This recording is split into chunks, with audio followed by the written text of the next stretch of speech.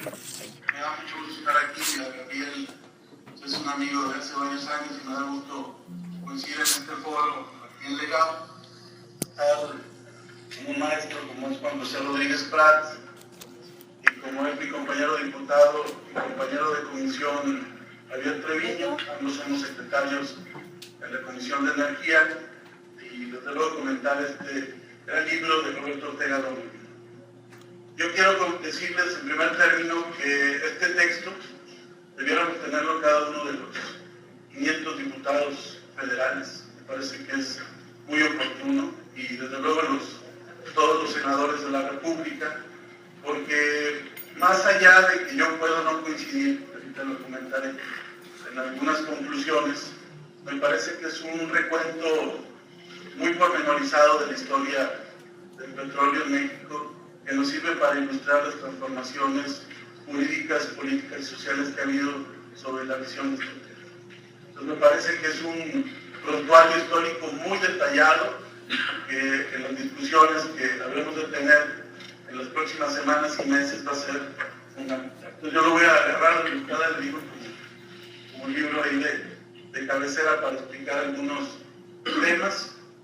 Me parece también muy ilustrativa la parte donde habla de los diferentes regímenes de explotación del petróleo y un repaso comparado de lo que hay en los diferentes países del mundo para retomar estas experiencias.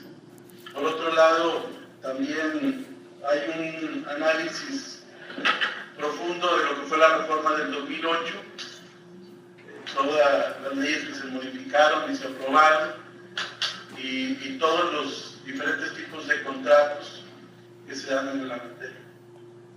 Habla tanto de los contratos de productividad compartida. Yo creo que usted le dio ahí algo de clases al presidente, porque prácticamente es el mismo concepto, aunque aquí se habla de contratos de productividad compartida, lo que son los contratos de riesgo, lo que son los contratos de servicios, lo que son las concesiones. Entonces me parece que tiene la visión histórica, la visión comparada, y tiene también un catálogo de conceptos para el derecho administrativo que me parece que son muy ilustrativos. Habla el autor de que Pemex está secuestrado y encadenado por múltiples intereses, dogmas, mitos, privilegios e ineficiencias. Hay alguna crítica que yo haría, es que me parece que el tema de la corrupción es un tema que se soslaya, y me parece que ahí faltó una atención más detallada al tema de la corrupción en Pemex, porque me parece que hay una deliberada, y no lo digo por el autor, lo digo por el gobierno, una deliberada intención de no tocar en cualquier concepto de reforma de Petróleos Mexicanos el tema de la corrupción, como si fuera un tema menor, como si todo se debiese orientar hacia la participación de la iniciativa privada para modificar el régimen de propiedad o de intervención de los particulares, pero el tema de la corrupción es un tema que siempre se le saca la vuelta, y un fenómeno histórico, ancestral, que le ha ocasionado muchos daños a la industria, pues es que la historia de Pemex está ligada a la corrupción, al contratismo, al tráfico de influencias, a un sindicalismo depredador que sin duda alguna también han mermado las capacidades de Pemex. En la Comisión de Energía de la Cámara de Diputados, a mí me toca coordinar un grupo de trabajo que tiene que ver con investigar los manejos comerciales y financieros de petróleos mexicanos.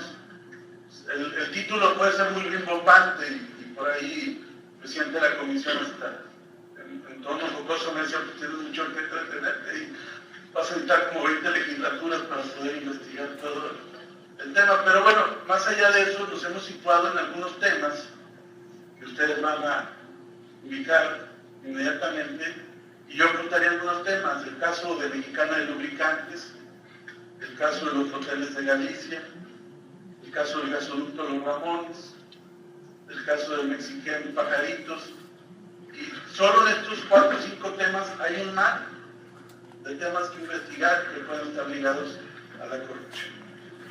Por ejemplo, en el caso de Mexicana Lubricante es un tema que me ha tocado investigar. Es una empresa que se crea con esta 51% privado, 49% estatal, a partir de 1993, en una licitación que de entrada fue irregular. El 51% del capital lo tiene una empresa que se llama Impulsora Jalisciense, y el otro 49% es propiedad de Petróleos Mexicanos. Antes de ser este porcentaje de participación accionaria, era una empresa que tenía una utilidad anual de 225 millones de dólares. A partir de que se entra en este nuevo régimen, la empresa no declara utilidades. Entonces, si les vamos sumando año con año, hay cuando menos una pérdida acumulada de más de 3.000 millones de dólares. Incluso hay litigios cruzados entre Pemex y la administración, entre otros por administración fraudulenta, la empresa por incumplimiento del contrato. En fin, hay una serie de temas ahí cruzados entre los mismos. Y finalmente, antes de que se acabara el sexenio anterior, en septiembre del 2012, Juan José Suárez Coppel, el anterior director de Pemex, con la empresa hacen un convenio para finiquitar todos estos juicios y finalmente hacer un borrón y cuenta nueva, como si no hubiera pasado nada, y las cosas continúan. O sea, este es un pequeñísimo botón de muestra del tema de la corrupción. Era un negocio rentable para el Estado mexicano, quizá no algo extraordinario en términos de la economía nacional, 325 millones de dólares, pero a partir de que entra en este esquema es una empresa que no declara utilidad. Solo después del 2010, cuando empieza a haber todas estas controversias, empieza a declarar 6 millones de pesos como utilidad. Entonces me parece que es un caso de estudio. Nosotros estamos profundizando. Todavía hace unos meses la Cámara de Diputados por unanimidad saca un punto de acuerdo para que nos informe el director de Pemex cuál es el estatus de las denuncias, de las investigaciones contra Mexicana Lubricantes, qué procesos administrativos están abiertos, y la respuesta es ampararse en la secrecía, por un lado, porque si hay una queja que ellos reconocen, por eso que no nos pueden dar ninguna información, y por otro lado informar que no hay ninguna denuncia por parte del Congreso mexicano. Por un lado, porque si hay una queja que ellos reconocen, por eso que no nos pueden dar ninguna información, y por otro lado informar que no hay ninguna denuncia por parte de los mexicanos. Esto desde luego a raíz del convenio que hicieron en septiembre del 2012. Entonces, ¿a qué voy con todo esto? Que me parece que hay un análisis muy detallado, y yo realmente recomiendo este libro, pero yo creo que un segundo libro seguramente tendría que profundizar en el tema de la corrupción ligado al desarrollo de Petróleos Mexicanos. Y concluiría, no sé cuánto tiempo dispongo, pero para hacer una pequeña reflexión en torno a la reforma energética. Yo tengo el privilegio de estar en dos comisiones que me parece que son claves en la Cámara, en la Comisión de Puntos Constitucionales y en la Comisión de Energía. Y un poco yendo a la reflexión que hacía el maestro Juan José Rodríguez Prat de la reformitis constitucional, pues en este sexenio no van a la mano. Yo cuento ahorita de pronto al menos 7 reformas a la Constitución. Si quieres en número va la educativa, va la de telecomunicaciones, va la de eliminar lo que en la jerga legislativa se conoce como las corcholatas, que son los permisos para recibir condecoraciones, lo de los viajes del presidente, ya no hay necesidad que pida viajes, permiso, se modifica el 25 constitucional, y esta me pareció adecuada y yo voté a favor, es la de la competitividad, se introduce el concepto de competitividad en el artículo 25, otra que estuve a favor también, las candidaturas independientes en los estados, que es una reforma del artículo 116 constitucional, y una que estuve en contra totalmente, que es una reforma que todavía no está en el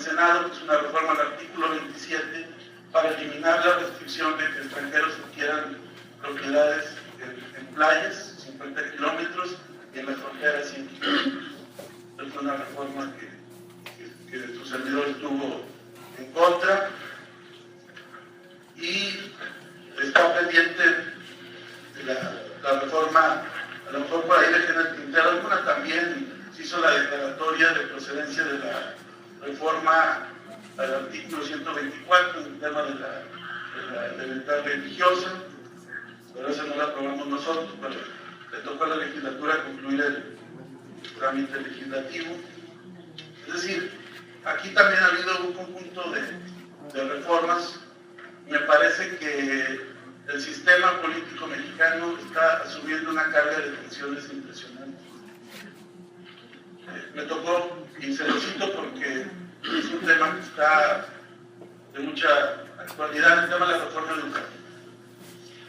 La reforma constitucional, al margen de que estemos de acuerdo o no en los contenidos, me parece que tiene que haber un cuidado de las formas parlamentarias y un proceso mínimo, si no de consultas, que puedo estar de acuerdo, al menos de diálogo y de interacción con los sectores sociales que son objeto de una reforma constitucional. La reforma llega el 12 de diciembre, el 13 de diciembre ya nos citan a la comisión ya a aprobar el dictamen, en lo general y en lo particular, y todo el trámite legislativo, ya rebotándolo entre ambas cámaras, concluye el día 21 de diciembre.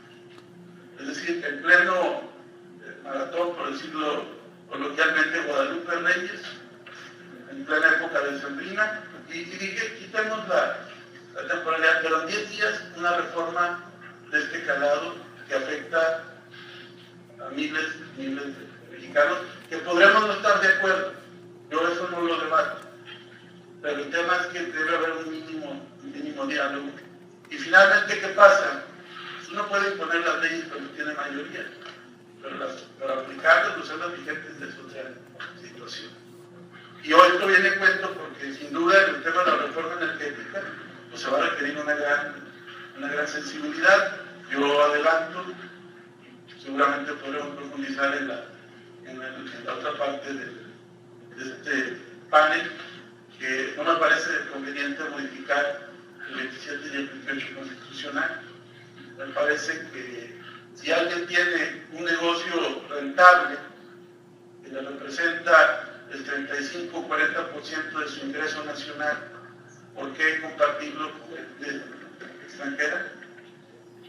¿Por qué privarte de ese negocio para el país? Pero bueno, eso lo podemos platicar en la siguiente parte del panel. Yo lo que puedo decir es, el libro se enfoca así a una visión muy cercana a la propuesta de Peña Nieto. Él también, el autor, propone también modificar el artículo 25 constitucional, pero al margen de que yo pueda o no coincidir en algunas conclusiones, me parece un libro indispensable para el debate actual que vamos a vivir en México. Muchas gracias.